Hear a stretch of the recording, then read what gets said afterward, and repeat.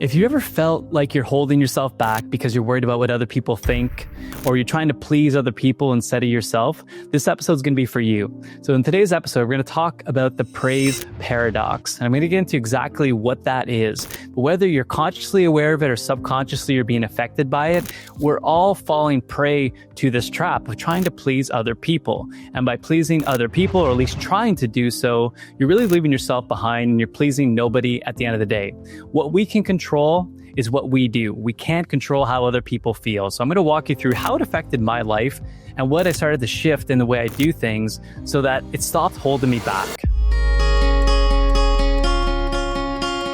Okay, so no matter what age you are, if you're in your 50s, your 40s, your 30s, your 20s, it doesn't matter, okay? The earlier the better, of course, but it's never too late. I made this realization around my mid-30s. I started to look back on my life, and practical examples I'm going to provide you in a second that hopefully will resonate with you and you can identify with.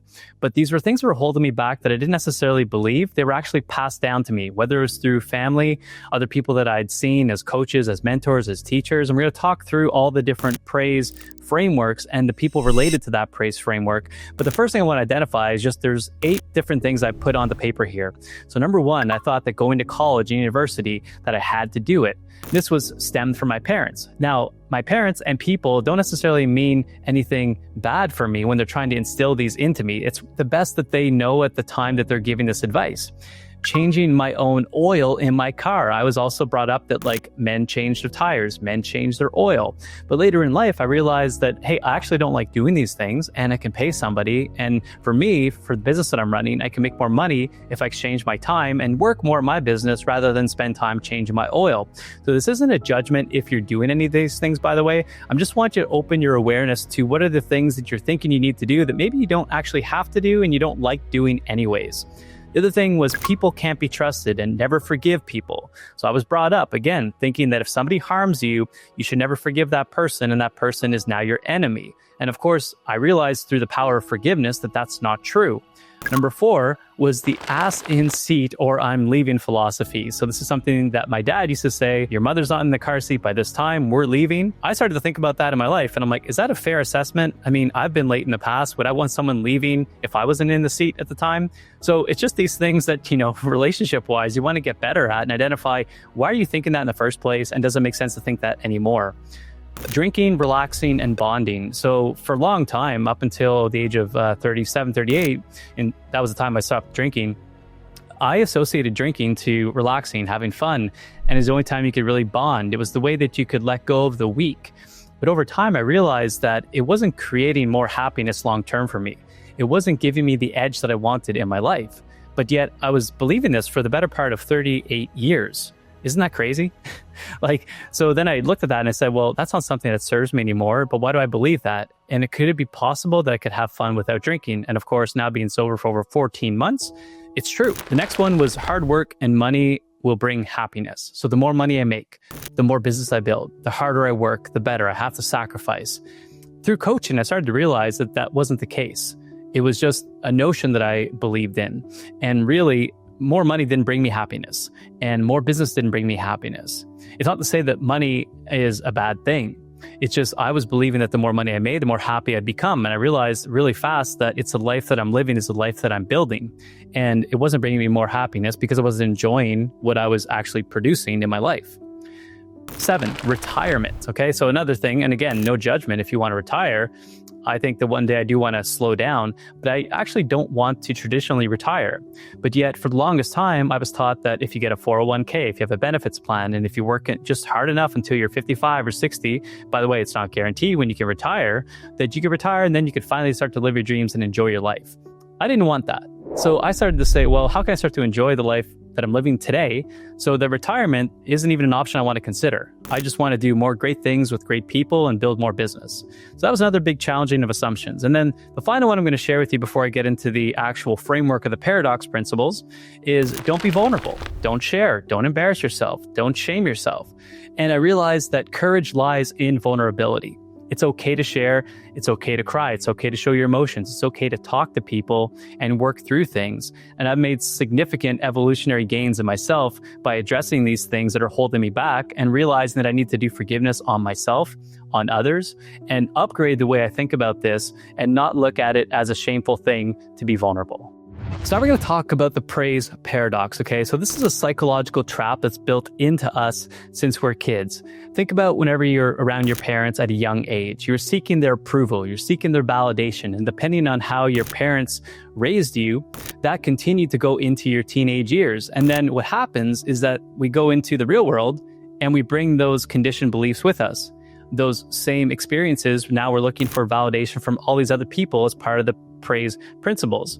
And the praise bosses that I like to call them, because they are really the boss of your life at some point. And you might start to over-index in some of these more than others, and depends on, what your upbringing was and what your experience is. But I'm going to give you the breakdown of the 6 bosses here, okay? So the first one in the praise paradox is called parents, right? So whether you had parents of traditional sense or you had guardians, they're your people that were like your first people you looked up to, the people you're looking for validation, for approval from, and they're the people that taught you right from wrong, your values of your life.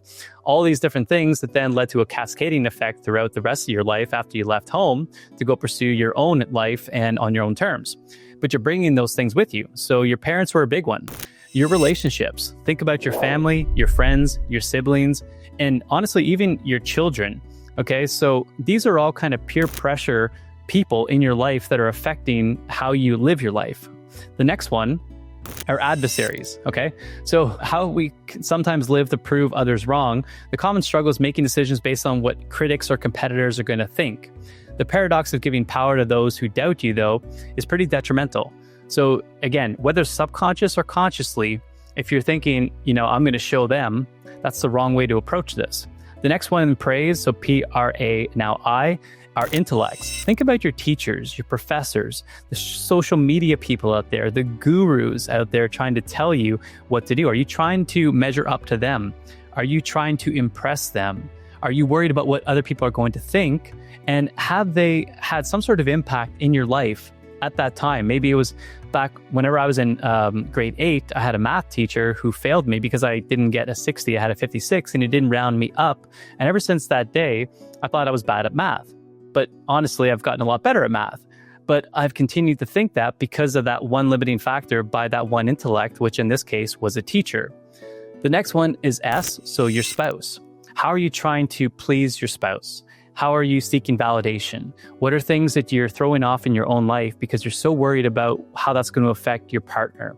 And it's not to say you don't want to make each other happy, but again, focusing on what makes you happy is going to make both people happy rather than one being miserable and the other one being happy. And then the next one is employment. And now this is a big one, especially in the hustle culture that we all talk about, like the hustle and grind. You got to work harder, longer, more than the next person to achieve the dream success that you want. Your boss is dictating how you live your life, potentially. Now, it's not to say your boss is a bad person. Sometimes there's 2 people working for the same person and their experience is way different because of these praise principles. If you've been seeking more validation from other people than the other person in that same company, you're going to experience your boss a lot different. You're going to constantly be trying to overproduce, stay a little bit longer. You're going to be seeking that validation and approval from your boss because that's built into you, but ultimately, you're not living the life you love. So I want you to just start thinking and taking an assessment just based on the praise principle right now of the people that identified in this framework, who's potentially controlling your life. Now, let's go through a step-by-step process to identify who are the praise principle paradox people in your life today, and then how do we start to move away from that? And it's going to be a journey. It's not going to just happen overnight, but the faster you become aware of it, identify it, take the next steps, the faster you're going to start to live the life on your terms and be happier by doing so. So step 1 is identify your bosses, okay? So list the key people whose opinions influence your decisions. Reflect on which boss out of the praise paradox has the strongest hold on your choices. Maybe it is your parents. Maybe it is an intellect. Maybe it is your spouse. And notice when you feel resistance to following your own instincts. Okay, so if something's coming up, and I'll give another example for me. Whenever I got divorced, I thought that everyone was going to shame me. People were going to be disappointed in me because divorce was something that wasn't something that we did in life. But I realized that other people did get divorced. And even though I didn't want to at the time because of people I was going to let down, I knew for my own happiness long term, I needed to abandon that belief and be okay with my own decision. Step 2 is examine your beliefs. So question where your core beliefs came from, and then challenge the assumptions about what success and happiness look like, and identify which beliefs serve you and which ones were inherited that don't serve you anymore. Again, I go back to the changing my own oil and changing my own car tires. I can do it, but it's something I don't enjoy doing. And there's people that can do it and I can pay. And by also paying other people to do it, I'm giving them fulfillment in their own employment. They need work, right? I need time right now. So that's something that I said, that's not an inherited belief that I want to continue. And I don't want to necessarily pass that down to my kids to say that we always have to do everything ourselves. It's great to teach people how to do things as skills, but then give them the choice as to, hey, do you want to actually do that? We can learn it, but you don't actually have to do this long term. You don't have to cook all your meals either if you don't want to. And this isn't just about gaining back time, although the practical examples I'm giving you are very much about saving my time so I can build bigger business, spend more time with my family, be happier in the things. But it's identifying things that you don't believe that were inherited to you and not things you chose. All right, so in step 3, we're going to redefine your priorities, okay? Exercise is you're going to write your personal definition of success. And one area of your life you're looking to up-level, to upgrade, or to achieve something different that you haven't achieved yet.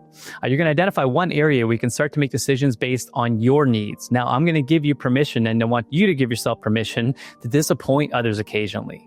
Okay, this isn't a disappointment thing, but I want you to be okay with somebody might not be happy with that decision. But if it's something that you believe in strongly, it's okay for you to pursue it and potentially let somebody down and get comfortable with being uncomfortable. This is where the greatest growth happens.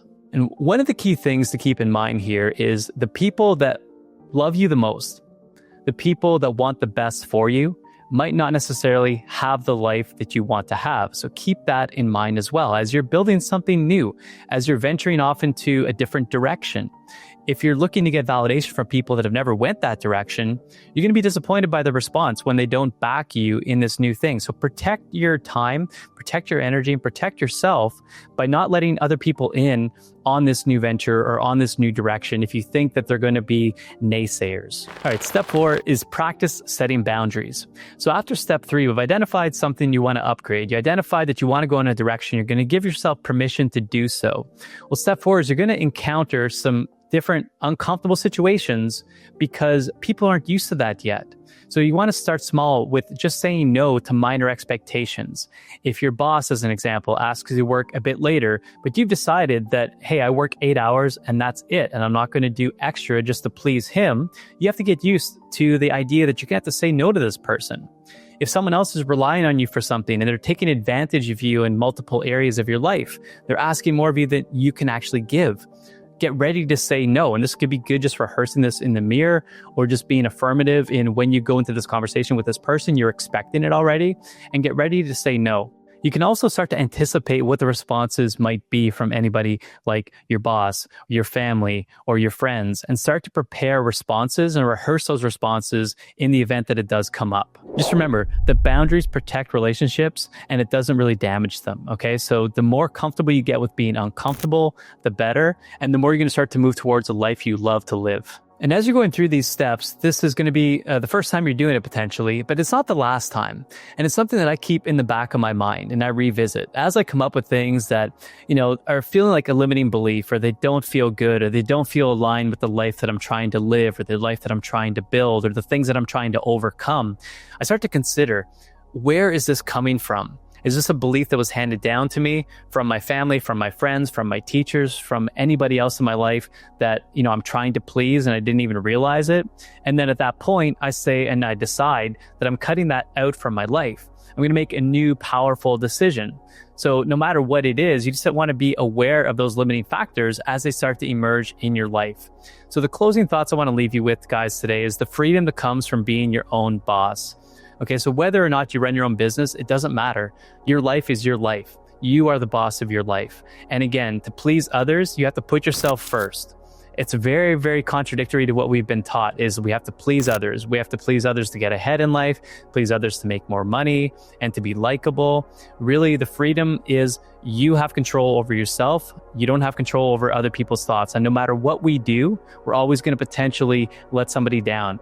And I heard a quote recently, and I think it was something that Hormozy restated from a different quote, but he talked about you don't want to be loved for something that you're not. You want to be hated for something that you are. And I'm paraphrasing a little bit here, but just get used to that feeling.